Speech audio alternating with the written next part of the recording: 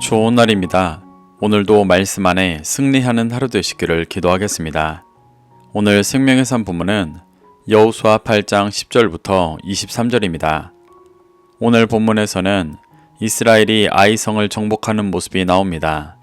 이 구절들을 통해 하나님께서 무엇을 말씀하시는지 살펴보도록 하겠습니다. 10절부터 11절입니다. 여호수아가 아침에 일찍 일어나 백성을 조모하고 이스라엘 장로들과 더불어 백성이 앞서 아이로 올라가매 그와 함께한 군사가 다 올라가서 그 성읍 앞에 가까이 이르러 아이 북쪽에 친지니 그와 아이 사이에는 한 골짜기가 있더라. 아간의 범죄로 아이성 정복에 한 번 실패했던 이스라엘은 아간을 벌하며 다시 정결하게 한 후 하나님께서 가르쳐 주신 방법대로 다시 아이성을 정복하려 하고 있습니다. 성경은 여호수아가 아침에 일찍 일어나 백성을 조모하고 이스라엘 장로들과 더불어 백성에 앞서 아이로 올라갔다고 기록하고 있습니다. 아침에 이러한 일을 했다는 것은 여호수아서에서 반복적으로 나오는 어둠을 물리치고 빛을 비추며 나아가는 모습입니다. 처음 아이성 전투에 실패했을 때는 정탐꾼들의 말을 듣고 3,000명의 사람들만 보냈었는데 지금은 하나님의 말씀대로 먼저 매복을 시키고 여호수아 자신이 백성 가운데 자고 아침에 일찍 일어나 직접 백성을 조모하고 장로들과 더불어 앞서 아이로 올라가며 진리의 빛을 비추는 모습을 보여주고 있습니다. 이렇게 앞장선 여호수아를 따라 모든 군대가 다 아이성 북쪽에 진을 쳤을 때 그들과 아이성 사이에 한 골짜기가 있었습니다. 여기서 골짜기의 원어는 가이입니다. 이 단어는 시편 23편 4절에서 사망의 음침한 골짜기로 표현되었습니다. 이는 아이성 앞의 골짜기가 영적으로 깊고 어두운 골짜기임을 보여주는 것입니다. 이스라엘은 이러한 골짜기에 진리의 빛을 비추어 회복의 길로 인도하고 있는 것입니다. 12절부터 13절입니다. 그가 약 5,000명을 택하여 성읍 서쪽 베델과 아이 사이에 매복시키니 이와 같이 성읍 북쪽에는 온 군대가 있고 성읍 서쪽에는 복병이 있었더라. 여호수아가 그 밤에 골짜기 가운데로 들어가니 여호수아는 하나님께서 가르쳐 주신 전략대로 순종하여 아이성 서쪽 베델과의 사이에 5,000명을 매복시켰고 나머지 온 군대는 아이성 북쪽에 주둔시켰습니다. 그리고 여호수아가 밤에 골짜기 가운데로 들어갔다고 기록하고 있습니다. 여기서 골짜기의 원어는 11절에서 쓰였던 가이가 아니라 에메크로 쓰였습니다. 이는 의도적으로 다른 두 단어를 사용하여 의미하고자 하는 바의 차이를 보여주는 것입니다. 가이는 좁고 깊은 골짜기로 빛이 없는 곳이지만 에메크는 산과 산 사이의 넓은 평지나 개방된 골짜기로 빛이 있는 곳입니다. 성경은 이를 의도적으로 다른 단어로 표현하며 이스라엘이 진격하기 전에는 깊은 어둠뿐인 골짜기였지만 이스라엘이 진리의 빛을 비추자 높아진 것이 낮아지고 낮아진 것이 높아지며 평탄케 되어 거룩한 제사장 나라가 되어지는 모습을 보여주는 것입니다. 14절부터 15절입니다. 아이성이 이를 보고 그 성읍 백성과 함께 일찍이 일어나 급히 나가 아라바 앞에 이르러 정한 때에 이스라엘과 싸우리 하나 성읍 뒤에 복병이 있는 줄 알지 못하였더라. 여호수아와 온 이스라엘이 그들 앞에서 거짓으로 패한 척하여 광야 길로 도망하매 아이 왕은 이스라엘 백성들이 쳐들어오는 것을 보고 아이성 백성들과 함께 일찍 일어나 급히 아라바 앞으로 나아갔습니다. 이들이 일찍 일어나 급히 나아갔다는 것은 이스라엘이 움직이기 전 선제 공격을 하기 위해서였습니다.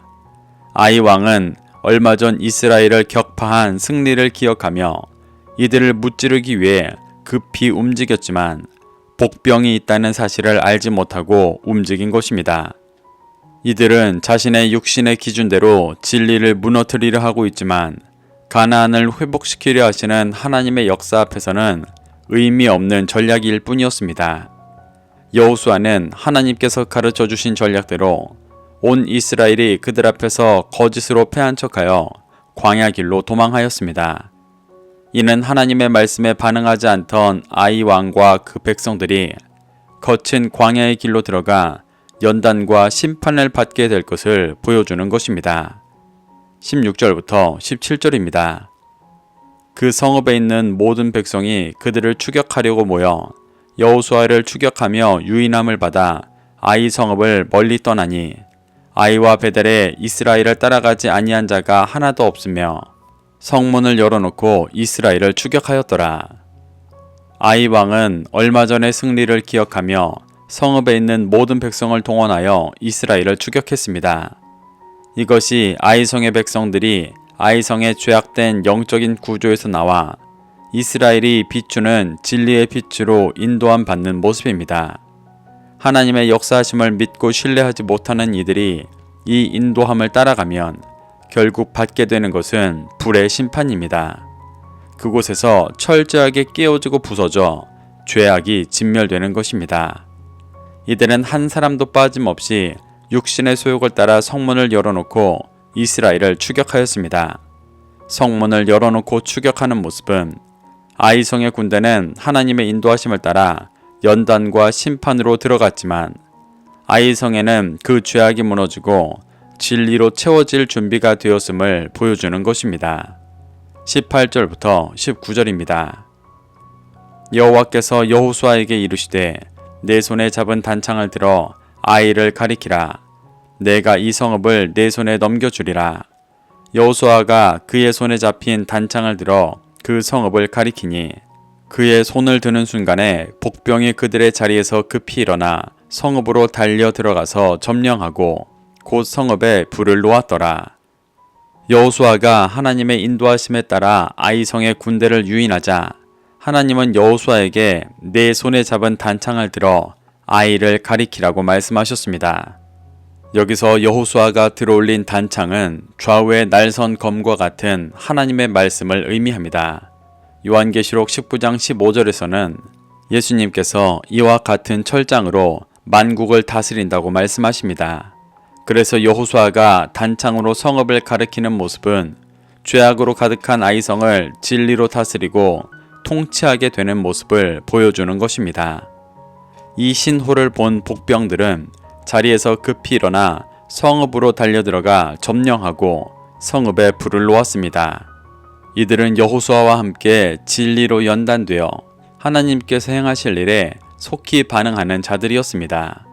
이들은 하나님의 전략에 순종하여 아이성을 점령하고 불을 놓았습니다. 성령의 불로 그곳의 죄악을 진멸하고 정결하게 하고 있는 것입니다.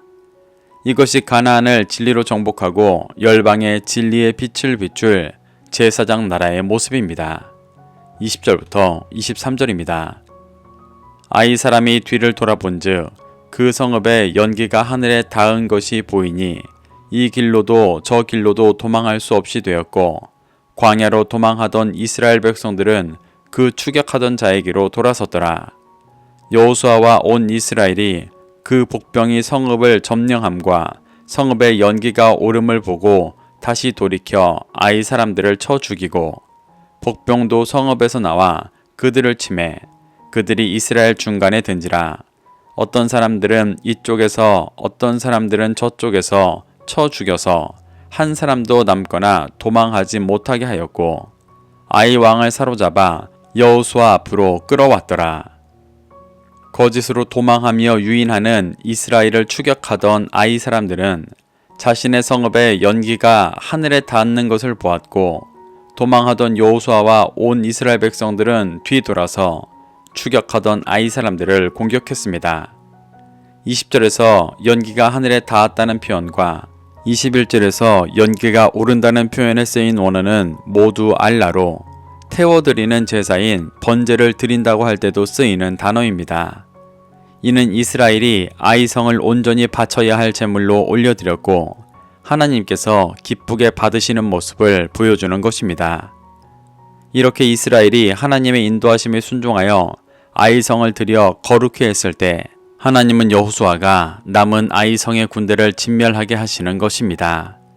그래서 이스라엘은 하나님께서 가르쳐 주신 전략대로 도망하던 자들과 매복했다가 성읍을 정복한 자들이 양쪽에서 나와 아이성의 군대를 한 사람도 남거나 도망하지 못하게 하였고 그 왕을 붙잡아 여호수아 앞으로 끌고 왔습니다.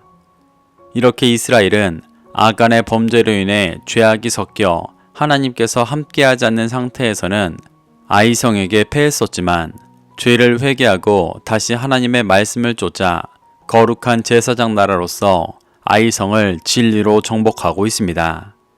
우리는 이러한 모습 속에서 교훈받아 하나님께서 이 땅을 구원하시기 위해 우리를 인도하실 때 말씀으로 자신을 정결케 하고 믿음으로 순종하여 그 일에 동참하게 되시기를 소망합니다. 그래서 다시 오실 주님께서 이루실 영원한 나라를 준비하는 그리스도인 되시기를 축복합니다. 오늘도 말씀을 심령에 새겨 승리하는 하루 되시기를 기도하겠습니다.